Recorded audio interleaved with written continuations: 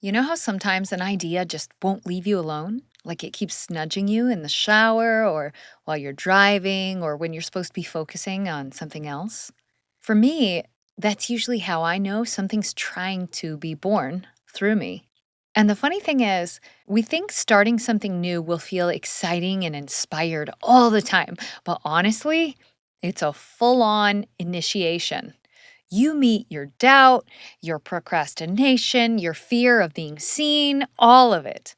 So, today, I want to share with you the five biggest things I've learned about launching a new project.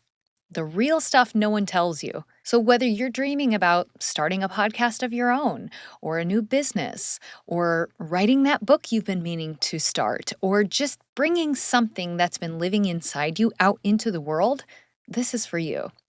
Because clarity, confidence, and momentum don't show up before you start. They arrive because you start. Let's get into it. Welcome to Star Potential, a podcast where we explore the meaning of our existence while having a few laughs and sometimes tears through stories from the road of life. I'm your host, Julie Jo Hughes. As a stage performer, my life is quite literally about song and dance. I believe that life here on Earth is a playground for discovery, not a contest to be won. We ask questions together like, how do I evolve my consciousness? And how do you sing a passionate ballad when there's an old guy in the front row with his balls showing? True story. Stick around for these fun conversations. Hey, Starlight. Welcome back to Star Potential. I am your host, Julie Jo. You may or may not have heard me say on this podcast before that the idea of starting this podcast is something that was brewing within me for quite a while before it actually started. You could probably even say close to 2 years. I wouldn't say it was on the brink of being born all that time, but it was definitely gestating all of that time. So it started with this little nudging that caused everything in my life to kind of unravel first, and everything had to break apart from what I once knew. And then once everything was completely broken apart and in pieces on the ground, basically, um, not quite literally, but in some ways almost literal, then I was able to start having the space and the clarity to begin putting the pieces together to be able to see what I actually wanted to create. And it ultimately culminated into the launching of the Start Potential podcast. But even the podcast itself was another spark. It was another initiation. And then there are other things being born from the podcast, from me aligning in my authenticity and my truths consistently in a weekly podcast. Other things are also bubbling up and ready to be born through me. And I thought that the clarity and the confidence that I was looking for about the thing that I was being called to start, something that was nudging me to use my voice for a deeper, more meaningful purpose, or something that was more aligned with my truth and perhaps the version of myself I was stepping into or the chapter that I was stepping into. There was something calling me there, but for quite a while, I kept thinking I needed more space, more clarity, because I wasn't quite sure what the thing was. And I thought that that clarity and that confidence that I needed would come before I could start the thing. But they didn't. My clarity and my confidence came because I started. Once I started taking action, taking steps forward, it became more and more clear to me what the thing was or what I desired for it to be. So, if you've been sitting on an idea, waiting for the perfect moment to start your podcast, write your book, or launch that offer, then this episode is for you.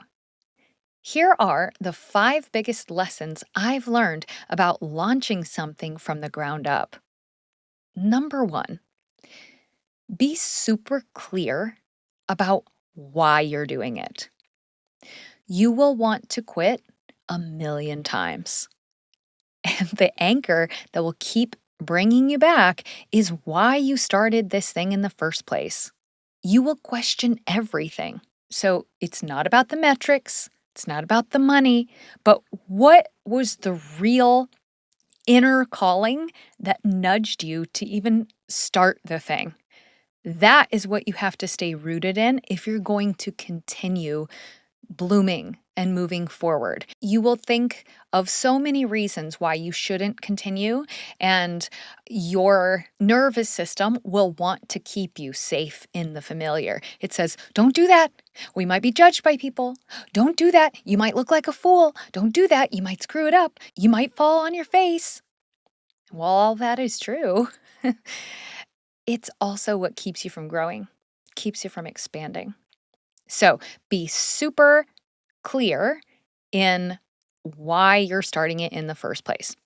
Number 2, be willing to hire or at least learn from people who know more about it than you do. Buy the course, hire the coach, invest in some kind of online lessons, whatever you need to do, because you can DIY yourself right into burnout. And guess what? There's no badge of honor for struggling it alone and figuring it all out by yourself. You get to the same destination whether you have help or you don't. But I'll tell you, one way feels a lot better.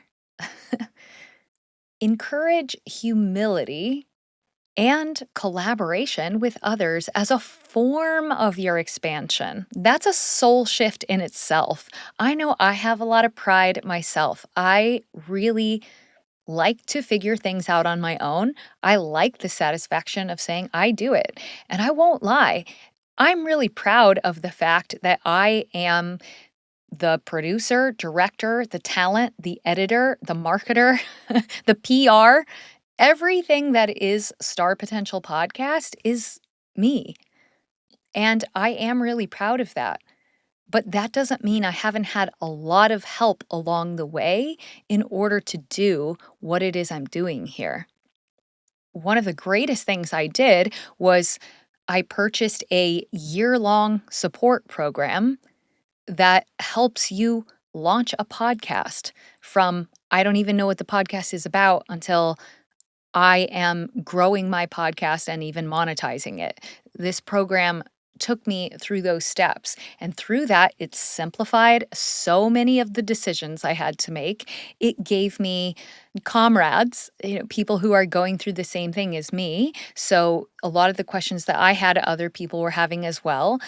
It gave me inspiration. I saw things that other people were doing that either I liked and it inspired me, or I said, ooh, I don't want to do that. And it kind of inspired me in a different way, right? But there were so many things that if I had to figure it out on my own, first of all, it would have taken a lot more of my time. And your time is worth a lot, right? And so it took a lot of the second guessing out of it because it was like, well, this person has a successful podcast and this is what they do. So that's what I'll do too, you know? And at the end, you will never regret investing in the help someone was able to offer you to get your thing going. Number 3, it costs more than you think. And that's okay. Investing in your project, which at this point is probably just a passion, is not wasteful. It's signaling to the universe that you're all in. You've got skin in the game. You're willing to put something in it up ahead, and that's how serious you are about making it happen. We all know that people who hire a coach or invest in something up front are, I don't know the numbers, but they're a lot more likely to see the thing through than people who are just trying to do it all on their own. Doesn't mean you won't do it, but again, like a similar theme here on Star Potential, it's just a much more peaceful way of getting to the same destination. So it's not that you can't do it a different way, but do you want to have peace? A more peaceful journey, this is the way to do that. It's a difference between dabbling in something and declaring that you're doing the thing, right? And this is what I'm so excited that I'm going to be helping you walk through. If you follow me on social media, you might be seeing I am now advertising a live workshop that I'm going to be doing over Zoom called Spark Your Clarity. And this is dealing with the energetics of being able to even hear through all the clutter in your life. What is the thing that's nudging you forward? What is the thing that's calling you for a little bit more? Something that's saying, there's something that you could do that's going to bring you even more fulfillment. We all have those things. And so I'm really excited about that 90-minute workshop. So make sure that you are following me on social media so you can come and be a part of Spark Your Clarity. Now let's move into number 4. Find a like-minded buddy. Have you heard of accountability buddies? Yeah. So a lot of these I have found once I have invested in a course or a membership program. Um, there are tons of Facebook groups online. There was a website called Meetup. I don't know if that's still a thing. When I became a new mom, this was my saving grace. Finding other people in my community who were in the same life stage as me, having their first babies, figuring it all out, living in New York City. This was incredibly valuable for me. And I found groups like that through Meetup. And uh, so many of those people are still dear friends to this day because we learned and walked through something together. That was new motherhood. With my podcast, I enrolled in this How to Start Your Own Podcast course. And through that, I actually was appointed as a leader of a small group. I think there were like 6 of us that would meet on a weekly basis. And over time, some of those people kind of fell off and weren't coming anymore. But there was one woman in that group and I who just really connected on many levels. And she and I, to this day, meet up for about an hour a week online and we just check in with each other, celebrate each other's wins, commiserate the tough stuff. We help walk each other through tech stuff. We help bounce ideas off of each other because we're going through the same things at the same time. It's incredibly valuable to have someone or a group like that in your life. So it's very helpful to, even if you have to invest in it, but often this is something that you can find for free. Just find someone. And if you can't find it, then start it. Start a Facebook group of people who are writing their first book, and you will help bounce ideas off of each other. And somebody will have already crossed a bridge that you haven't yet. And it's just so helpful. And community accelerates courage. In my own example, I moved from idea energy, not quite knowing what I was doing, but being really excited about it, to action energy. I saw other people taking actions. Our leaders were suggesting different actions that we take. And so when you connect regularly and intentionally, it does move the needle forward.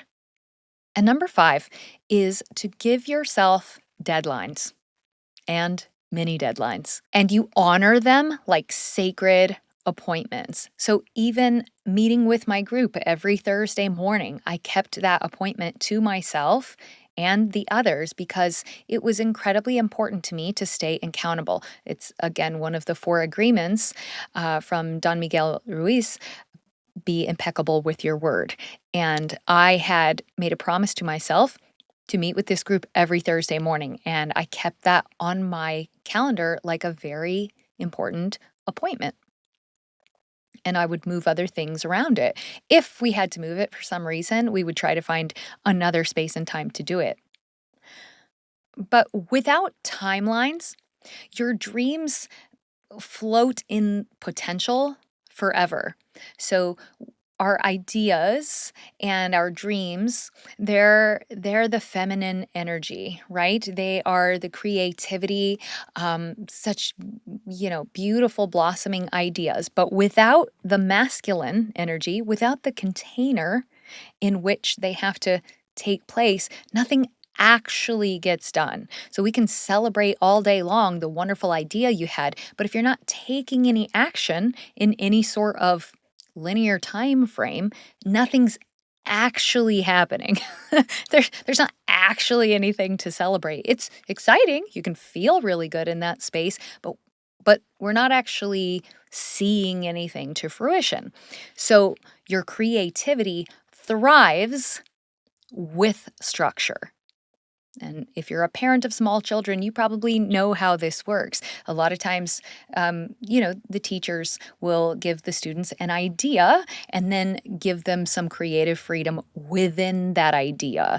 And most of us actually do best when we have a little bit of container. We have a little bit of an idea what you're asking of us, but we have the space to be creative within that container. It actually gives room for more ideas to come to life than just the blank sheet of paper. If you're a writer, one of the most intimidating things in the world is the blank sheet of paper.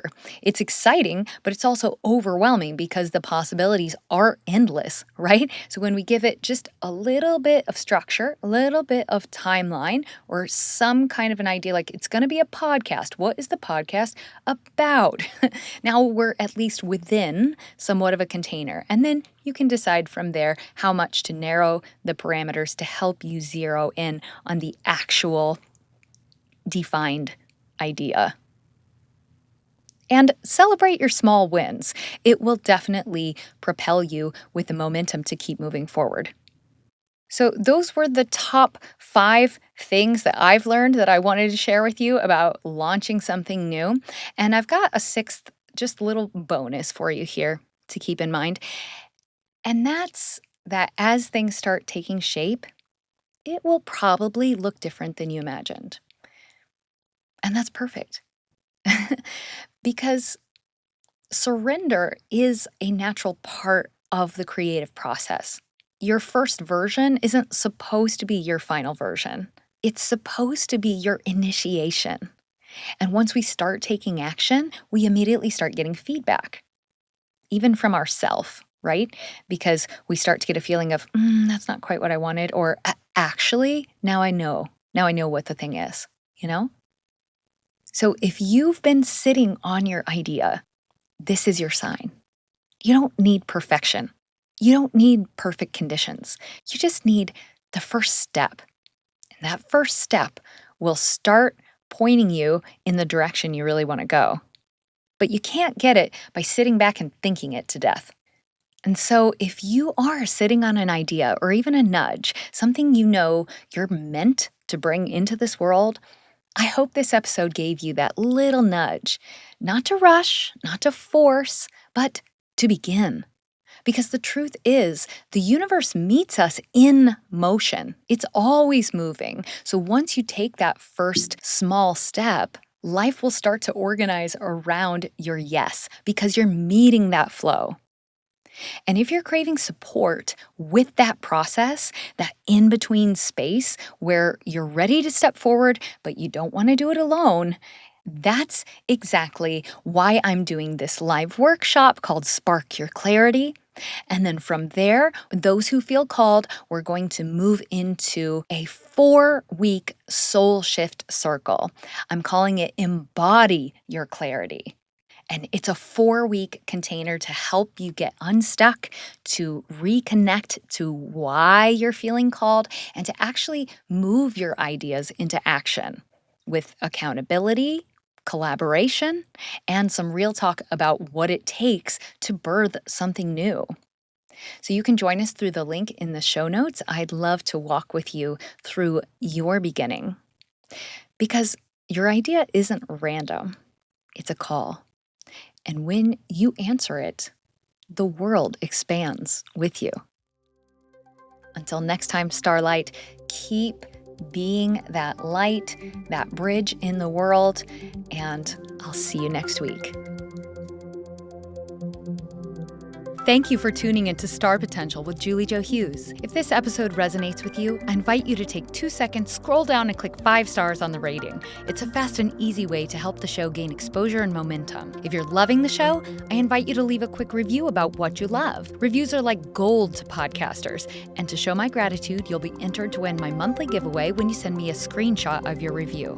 I also made you a gift. It's a 9-minute, simple gratitude meditation with singing to help you practice mindfulness. Just visit me on Instagram at @TheJulieJo or find the link in the show notes. Thank you for your love and support. Until next time, keep shining your light. And that's a wrap.